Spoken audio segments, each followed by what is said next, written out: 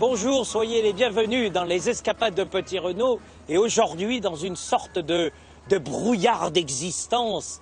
Ça bouge de tous les côtés, regardez, vous avez un magnifique cargo qui arrive derrière.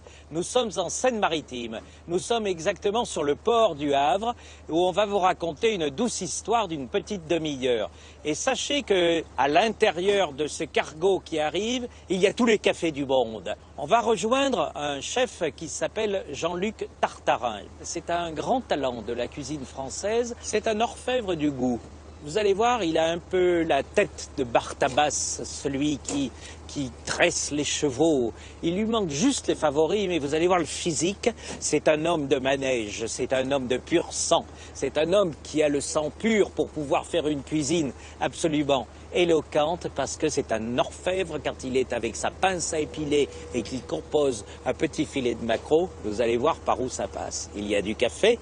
Il y a de la brûlerie de café, il y a la pince à épiler pour montrer que l'on soigne ici cette petite cuisine. Et puis il y a une ville formidable d'accueil qui s'appelle Le Havre. Comme dirait Laurent Ruquier, originaire du Havre, eh bien les enfants n'est pas couchés. Et bonjour les beaux seigneurs du Havre. Comment vas-tu, cher Jean-Luc? Ça va bien. Jean-Luc. Et toi? Petit Renaud. Jean-Luc Tartarin. Et un Jean-Luc Tartarin. Regardez un peu le bel échange. Et là, monsieur, c'est...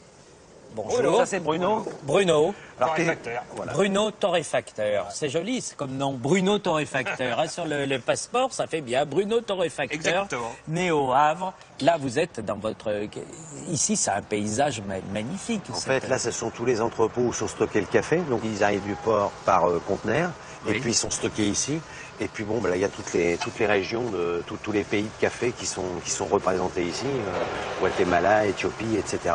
Et moi, par rapport à ça, je sélectionne mon café que Bruno me torréfie. Donc, j'ai un café que je fais au restaurant. Oui. Et je sélectionne avec Bruno. Est-ce que tu peux m'expliquer comment on sélectionne un café qui est vert et qui n'a aucune allure? Voilà, en fait, on sélectionne son café par rapport avant tout par rapport à son goût, je veux dire. Donc amertume, un petit peu plus iodé, etc., etc. Et puis à partir de ça, on part sur une région. Donc là, moi je pars sur le Moka d'Éthiopie, mais à savoir que le Moka d'Éthiopie, je veux dire, il y a 3 provenances sur le Moka d'Éthiopie, suivant les altitudes, etc. Là, c'est de quoi, là, par exemple? Là, C'est du moka de Yargachefe. De Yargachefe. Eh bien, je vous le laisse, le moga de Yargachefe. Ça vient d'où? Ah, on pique Oui, Ah, exactement comme on pique un fromage, Voilà. pour aller voir s'il est bien... Regarde comme c'est beau, ça. Voilà. Alors, il vient d'où, celui-ci? De la Provence de Yargachefe. D'accord. Alors, tu m'en dis un petit peu plus, Il c'est-à-dire... est en altitude. C'est un à café 2000 qui mètres. pousse, voilà. Il est à 2000 mètres. Mais 2000 où mètres ça, on peut d'altitude. situer Yargachefe? L'Éthiopie. Chechou? L'Éthiopie. Ah, L'Éthiopie, l'Éthiopie. L'Éthiopie, d'accord. Le café d'Éthiopie. À 2000 mètres.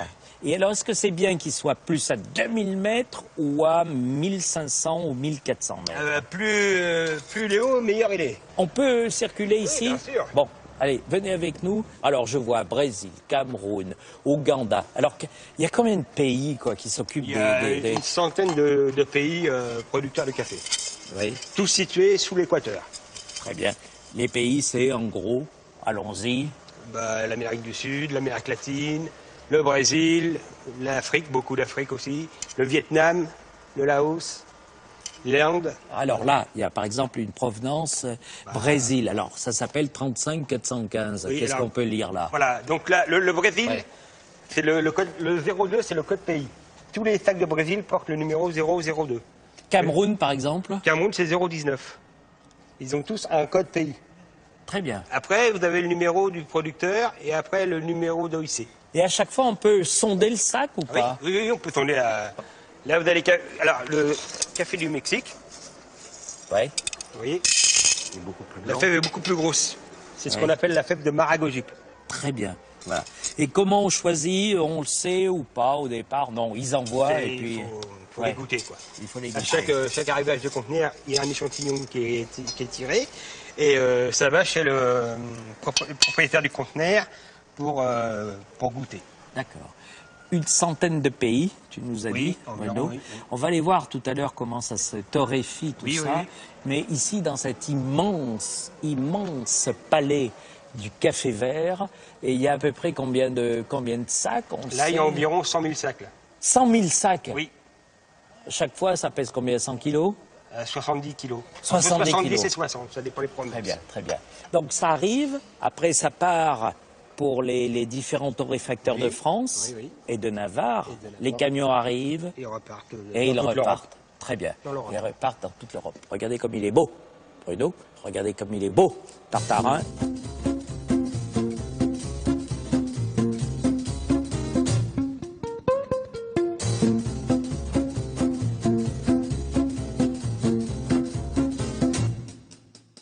La vraie merveille des merveilles, quand on passe d'une histoire à une autre, c'est qu'on quitte un grand hangar, hein, et on est là, toujours à l'intérieur du Havre, hein, pour la torréfaction. Alors là, on se rend compte que le café qui est arrivé vert repart légèrement bronzé. C'est un salon de beauté dans cette torréfaction, c'est à peu près ça. Hein? C'est ça, Jean-Luc, tout à fait. Bon. Comment ça chauffe l'affaire là? C'est une rampe à gaz qui alimente un cylindre. Oui. Le café, je mets le café ici, ça descend dans le cylindre et voilà. Mais tout le monde peut faire la même chose. Exactement, oui. Mais qu'est-ce qui fait que tu es un meilleur torréfacteur que ton voisin? C'est mon œil. Et il brûle pas le café. Et il brûle pas le café. Comment ça s'apprend, mis à part l'œil? Ah bah, après, c'est une question d'habitude aussi. Moi, j'ai débuté en remplaçant mon collègue qui tenait cette broderie.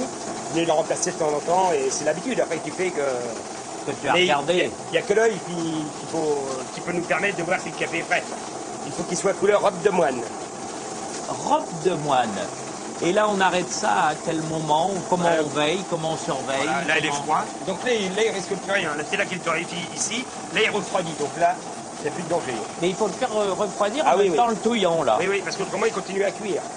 Ah oui. Si on le ressort de la boule et on le met dans le refroidisseur sans le remuer, il continue à cuire. La différence entre un mocha, un arabica, comment ça se cuisine, cette affaire-là?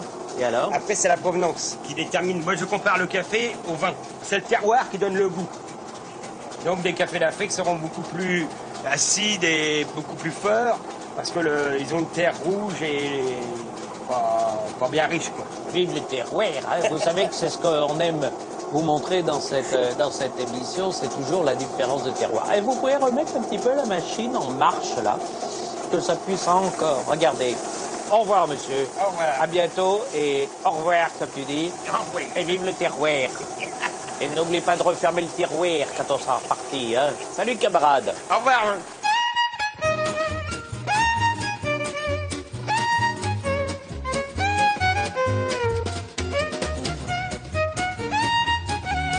Alors, tu voulais me faire un macro. Donc je vais te montrer simplement la cuisson. À savoir l'anecdote pour les macros. Oui. Un macro pour qu'il soit super bon. Déjà la cuisson, tu vois, ça se... Voilà. Ah oui, d'accord. La C'est nacre. souple comme un trapéziste et c'est nacré. Il faut vraiment la nacre.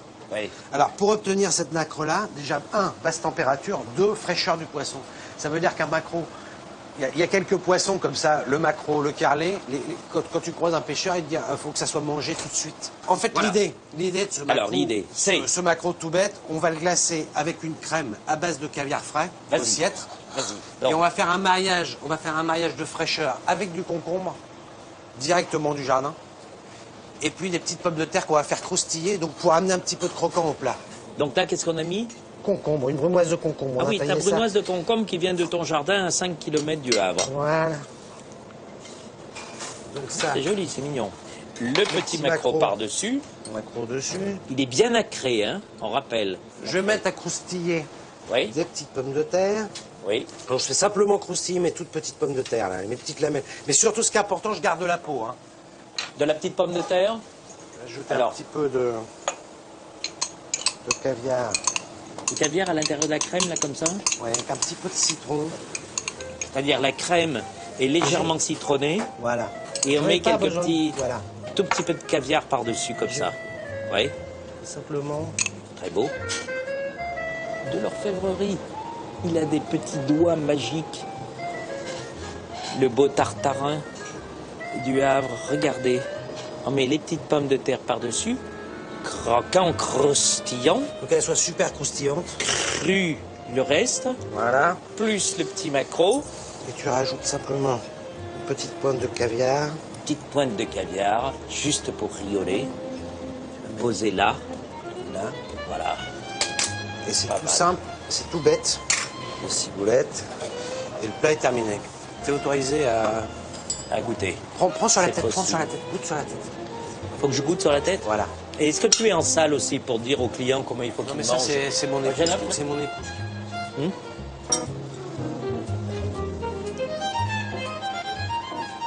Oui. Là t'as la mer. Et, oui. Et il n'y a même pas de cuit. Tout est presque cru. Magnifique. Et la deuxième, La c'est... deuxième, on va faire un bar. Alors, barre de ligne, donc ligneur, barre de ligne que j'ai mis à pocher, Ligneur, c'est celui qui pêche. pêche à la ligne. Je le mets à pocher dans l'huile d'olive, à 38 degrés. Pas plus, pas moins. Pour une épaisseur, tu vois, pour un bar de cette épaisseur-là, on est à peu près à un quart d'heure, 20 minutes de pochage. Dans 38 degrés. Dans 38 Huile degrés. d'olive. Au bout de 10 minutes, là on triche un petit peu, mais au bout de 10 minutes, je vais retirer ma peau. Ah, le geste auguste. Donc, ma peau, je la garde, je la pose sur un cul de cocotte en fonte bien plat. Et je la retourne sur ma plancha, simplement pour la faire croustiller. Sur le cul de la cocotte, il met la peau du bar et il met sur la plancha avec la cocotte par-dessus. Ce qui est important aussi, là, Vous avez dit qu'un jour ou l'autre, il fallait qu'on vienne au Havre. là, je vais retirer toute ma tache de sang de mon poisson, simplement pour pas que ça me pollue mon plat.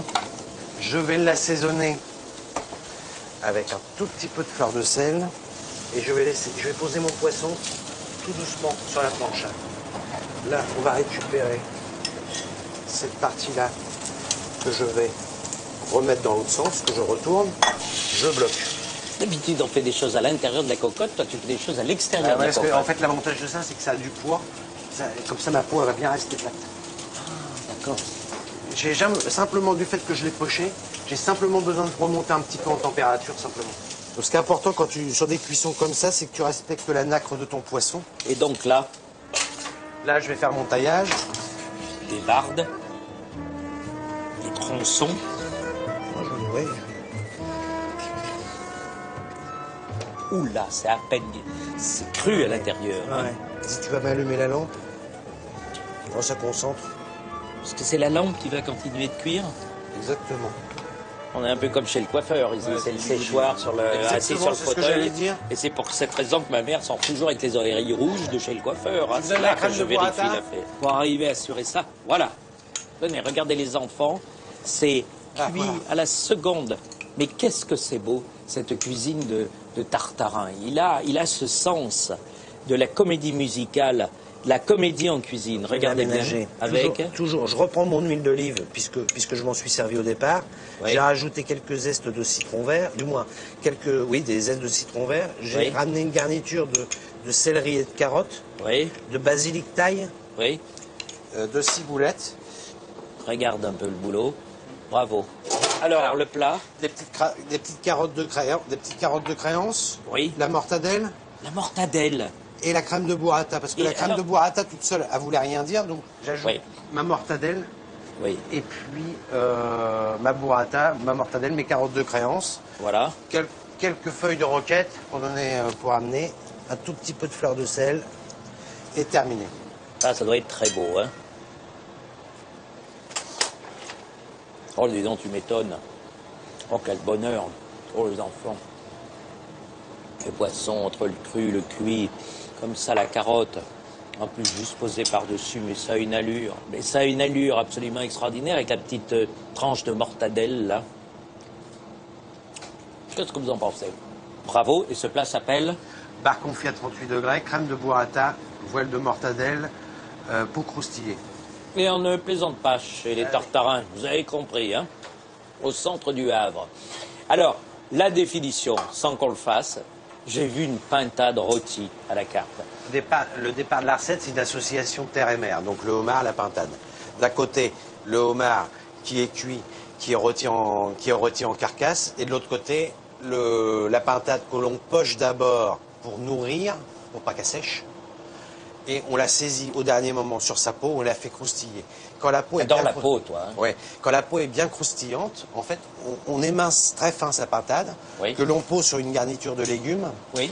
Et on repose notre homard qui est rôti, décortiqué dessus, et on ajoute le fameux bouillon de homard beurré, donc qui est la base de la cuisson La carcasse et tout. de la pintade et du homard. Mais regardez comme c'est beau. C'est vrai qu'on a envie de... Fantastique. On a tout vu? On a tout. Je pensais de partir avec toi un peu avec la démarche du, tu sais, du tourteau. C'est-à-dire on va marcher de côté pour aller jusqu'à ton café où il y a tes marins pêcheurs qui t'attendent. Il y a mes marins pêcheurs, il y a des moments, il y a les amis aussi, copains, amis qui peuvent nous rejoindre. Et c'est un café qui etc. s'appelle, on va dire. Les copains d'abord. Les copains d'abord. Monsieur Georges, vous pouvez nous accompagner si vous en avez envie. Je te mets la main sur l'épaule et puis tu pars un peu comme un tourteau en biais. Allez, vas-y, voilà, monsieur le tourteau. On est là sur le marché des femmes de pêcheurs, Des femmes de pêcheurs, en fait, en face, de l'autre côté, là, t'as tous les bateaux, tous les petits bateaux qui arrivent. Donc, c'est vraiment des petits bateaux qui sortent maximum une petite journée. Et sinon, après, le poisson est vendu. Crevette grise, la petite crevette, ça c'est... Oh, puis là, t'as le bouquet. Ça c'est splendide, hein. T'as le bouquet Bonjour. qui arrive. Oui. Les premiers bouquets, là. Le premier bouquet. Différence justement entre la petite crevette grise et le bouquet. Ça n'a rien à voir. Je veux dire, le bouquet, c'est super fin, c'est une finesse de chair oui. incroyable. Il faut les faire sauter à la poêle, vivant, avec un tout petit peu d'huile d'olive, un petit peu de fleur de sel, à la limite avec un verre de vin blanc et puis le tour est joué. Là, c'est Nanou, nous avons. Bonjour Nanou, ça va? Vous êtes bien jolie. Nanou, alors là, il vous restait quelques petits homards. Quelques petits homards, oui, un petit peu des petits lots de sol, un peu de carrelé, homard peau, enfin c'est un petit reste de la nuit, quoi. Vous le cuisinez comment, Nanou, le homard? Ah, ça dépend. Coupé vivant sur un barbecue avec une petite sauce raillée. Voilà. Ah, moi, c'est comme ça que je l'aime aussi. C'est comme ça que tu l'aimes aussi. Je le coupe en deux, je le saisis soit à la poêle, bon, éventuellement au barbecue, mais soit à la poêle, soit à la plancha.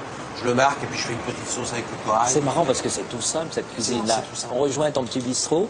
Allez, on va chez Alain, on va aux copains d'abord et puis on va faire le casse-croûte. Et on verra après. Mais on n'est pas là par hasard, parce que ici tu viens pourquoi là? Chez Alain, parce que Alain, on a travaillé ensemble. Quand il est arrivé au Havre, on a travaillé ensemble. Je l'ai eu comme maître d'hôtel. C'était un super maître d'hôtel. On a gardé super contact. Et je sais que c'est une vieille connaissance à toi. Mais tu te rends compte, comme le monde est petit. Figurez-vous que Alain, je le connais à peu près depuis 20 ans à Paris. Bonjour mon ami, comment vas-tu? Je te fais la bise parce que grand spécialiste du tagine, du couscous, de tout ce qui est brillant dans cette Afrique du Nord. Et te voilà installé dans un petit bistrot avec les dockers juste à côté. Tu fais à manger sur commande. Je fais à manger sur commande. On me commande, j'achète, je prépare. Alors, cet homme-là, c'est qui? Philippe Hardy. Philippe Hardy. Il est voisin. C'est un voisin du côté de Blainville, dans la Manche, oui. le pays des huîtres. Regardez, mais qu'est-ce que tu es en train de préparer là? Petite omelette fine aux huîtres. Petite? Omelette fine aux huîtres. Et puis Bon. cette amitié qui... Comment tu as fait ça, alors, rappelle? Là j'ai Ouais. fait simplement Une petite omelette roulée. très fine, roulée, c'est-à-dire que j'ai émulsionné les œufs. Ouais. Ensuite, on a mis les huîtres, un peu d'herbe avec ciboulettes, estragon et un peu une menthe simplement pour rafraîchir et les huîtres. Et tout simplement, on roule dessus. C'est la Regardez dernière. bien la belle bouille. Vas-y, dis-nous ton nom et tout, parce que c'est important. Philippe Hardy. Bravo, le bel artiste. Là, tu as... Là, c'est Christophe. Oui, alors Christophe. C'est le poissonnier du Havre. C'est, voilà, je veux pas C'est faire... un métier de feignant, là. C'est-à-dire qu'on envoie les pêcheurs au boulot et on récupère comme ça vaguement à partir de 10h30 le matin. Vous vous levez à quelle heure? 10h, 10h15? Bien sûr, monsieur. 10h30? Non, absolument pas. Non, 4h30, 5h. 4h30, Pour avoir de la belle marchandise, c'est ce qu'il faut faire. C'est-à-dire, mais comment on a la belle marchandise? Et il faut aller la chercher à la source. C'est-à-dire dans dire, l'eau? non, bien Vous sûr que non. plongez? Les pêcheurs vont pour nous à la mer et dès qu'ils rentrent, on va chercher la marchandise afin qu'elle soit la plus fraîche, plus fraîche possible. Qu'est-ce qu'il a de si particulier, ce bar-là? Voilà, c'est de la pêche locale. Je l'ai simplement grillé à la plancha. Ce qui est très important, on en parlait justement encore tout à l'heure avec Christophe et Philippe, c'est que les poissons, il faut qu'ils soient saignés tout de suite. On les saigne au niveau des ouïes tout de suite pour que le sang s'en aille. Je vais retirer la peau. Oui. Voilà, il va faire ça. Pierre. Regarde la chair, regarde la nacre. Oui. Et donc là, voilà la nacre. La nacre du poisson. Oui. Et qu'est-ce que l'on en fait? On a juste à mettre un tout petit peu de fleur de sel dessus. À côté, il y a toujours la petite omelette roulée aux huîtres et aux herbes de notre ami du On Marais. va mettre un tout petit peu de sauce hollandaise revisitée. Oui. Et là, on peut goûter. Et Autrement, qu'est-ce que c'est ça là? ça, c'est les petites tomates de variété ancienne que Gérard Le Gruel me descend tous les jeudis. Ah, Gérard Le Gruel. Tu sais qu'il est abonné dans nos émissions, Gérard Le Gruel. Ouais, c'est un type formidable, ça. Qu'est-ce que c'est ce petit homard là, Alors ça, c'est pareil, c'est une pêche locale. J'ai simplement ouvert en deux et puis je l'ai simplement grillé avec une petite sauce que j'ai fait avec le corail. Le joli petit jus. Tu peux me raconter? Tartarin, le petit jus, le sauce. La petite sauce là, c'est fait avec les carcasses de homard et puis le corail de homard, tout simplement. Voilà. Et regardez ça. Voilà, ça c'est ce qu'il faut Comment faire. ça glisse. J'espère que vous êtes fou furieux chez vous. En vous disant dans combien de temps on passe à table, parce que c'est ce que je souhaite dans chacune de ces émissions. Je vais voir tes avis, oui. Et le spécialiste des homards, Eh ben c'est lui. c'est Roland. Regardez la belle mine qu'a Roland. Regardez comme il est heureux, il porte le sens de la vie sur lui. Époux de Nanou, c'est ça? Exactement. Mari de Nanou. Alors Marie de Nanou, Nanou. elle reste au port, elle vend les poissons, et voilà l'aventurier. Comment on le pêche bien, le homard? Qu'est-ce qu'il faut lui donner? Au casier, on le pêche au casier, on leur met du poisson. Et alors il arrive, et ce il qu'il vient veut, pour c'est manger, manger. il Et vient pour manger, il rentre dans le casier, puis l'attrape tombe, et on l'attrape. et condamné le petit homard. Il y avait des huîtres de Blainville et il y avait un bar pêché ici. On a eu les petites omelettes roulées. Les enfants, merci à vous les pêcheurs, merci à vous. Vous avez belle figure, les marchands de poissons et tout. Regardez ces beaux sourires. Et il n'y a qu'une seule émission où ça se passe. Le beau sourire, c'est dans les escapades de Petit Renaud. Je vous embrasse bien, je vous estime. Et puis la semaine prochaine, vous verrez, on va les gambader encore ailleurs avec autant de poésie. Qu'est-ce qu'elle est belle la France.